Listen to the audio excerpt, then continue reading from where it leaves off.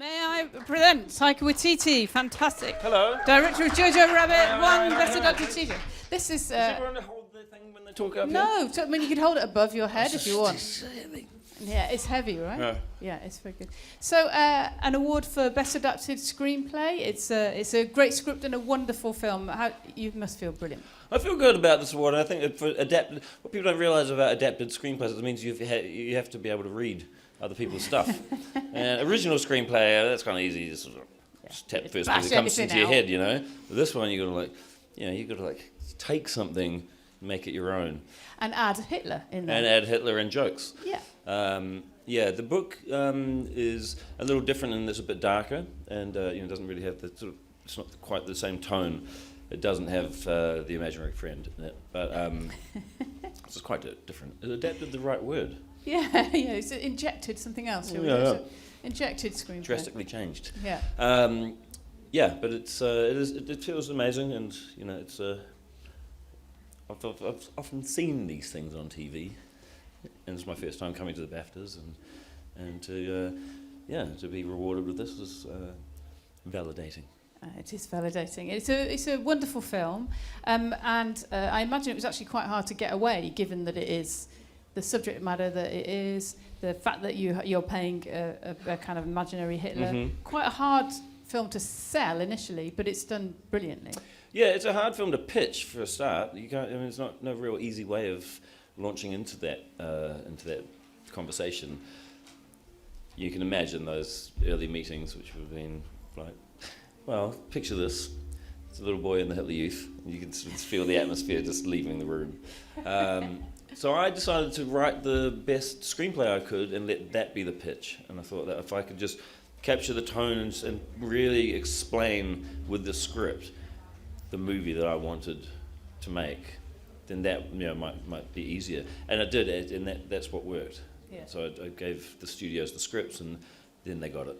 And is it true that they said that the only person who could play Hitler was you?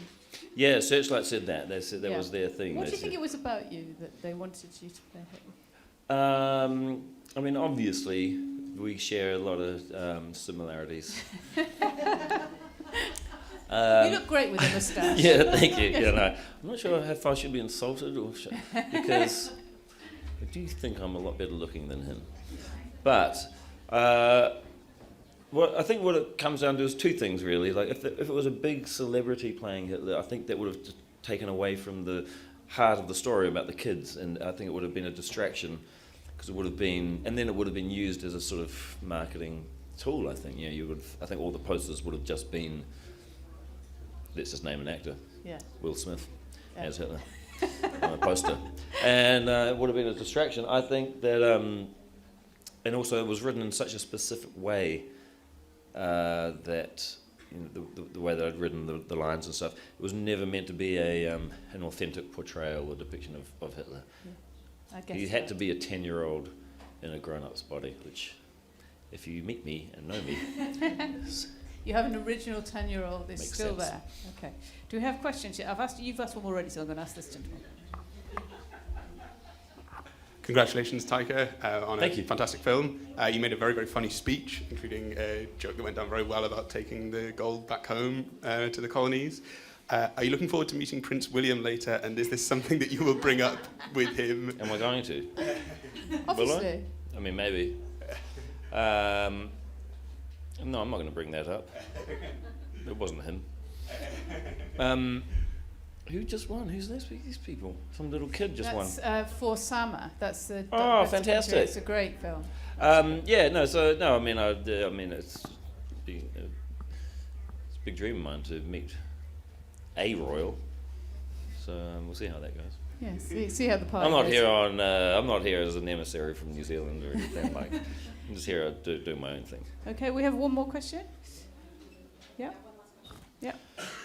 One last question, guys. Okay, there's been a lot. Yeah. If I'm not mistaken, there's only one swear word in your film, which is obviously right at the end. That's right. You're absolutely right.